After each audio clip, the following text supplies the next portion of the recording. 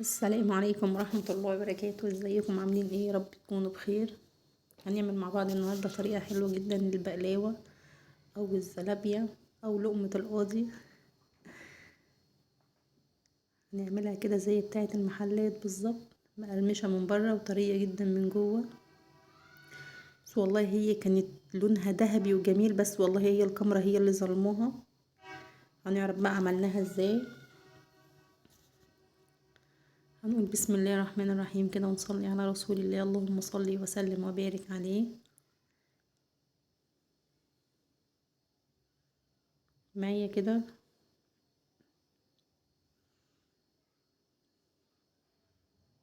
حطينا كده معلقتين كبار سكر، معلقة كبيرة خميرة.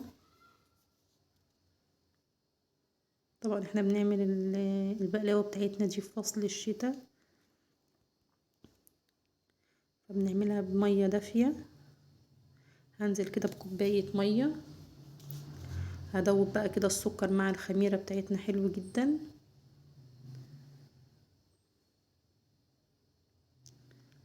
كده انا بختبر الخميرة بتاعتي نشطة ولا لا. هنزل بقى بواحد، اتنين، معلقتين كده كبار من الدقيق.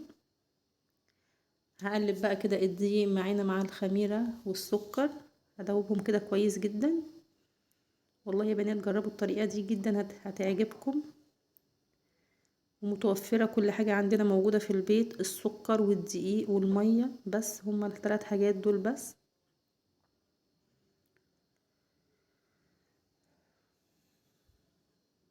هدوب بقى كده كويس التكتلات بتاعت الدقيق دي كده. فضلت اقلب لغاية ما اختفت خالص. اغطي بقى عليهم ساعة بالظبط. بصوا بقى ما شاء الله بعد ساعة الخميرة بتاعتنا اتفعلت وبقت حلوة ازاي. الخطوة دي قعدت معايا ساعة بالظبط. هنزل بقى بالدقيق بتاعنا. طبعا المقادير كلها انا طبعا هكتبها في صندوق الوصف. يعني انا استعملت 4 كوبايات دقيق مع 3/4 كوباية نشا. الطريقة دي مظبوطة وحلوة جدا، تخليها مقرمشة وجميلة. هقلب بقى كده الخميرة بالدقيق بتاعنا.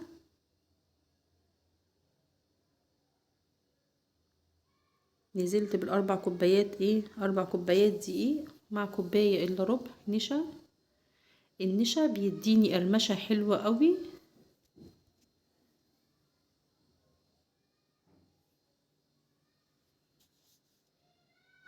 بس كده انا خلصت بقى الدقيق بتاعنا. انا هنزل بقى بالكوباية الا ربع نشا.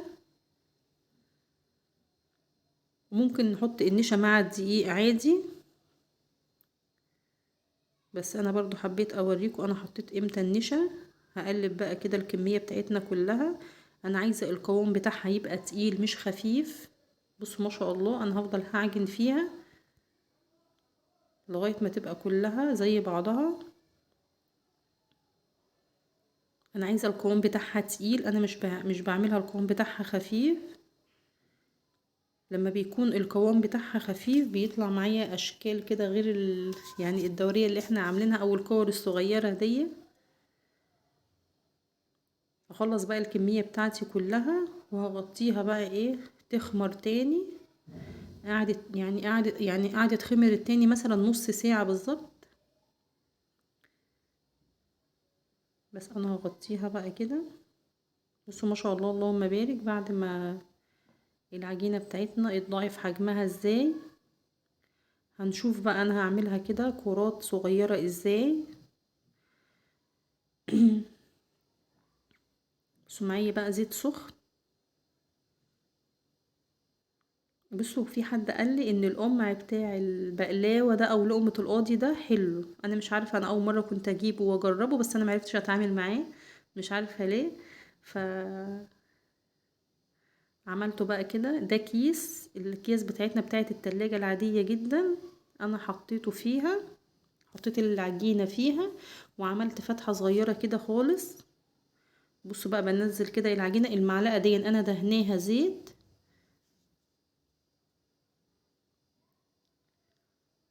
يعني صراحة الطريقة دي واحدة ربنا يبارك لها يا رب صاحبتي قالت لي عليها، وقلت برضو هجربها معاكم. الطريقة دي حلوة جدا. بصوا كده بنزل على طرف المعلقة كده، بيطلع بقى معايا كور شكلها حلو جدا وكلها حجم واحد. طبعا عايزين تعملوها اكبر من كده براحتكم، عايزين تعملوها صغيرة اللي انتوا عايزينه. بصوا معلش الكاميرا برضه ما كانتش مبيناها، بس اهي. الطريقة دي اسهل بكتير من اي طريقة تانية بتعملوها بيها. انا بدهن المعلقة زيت،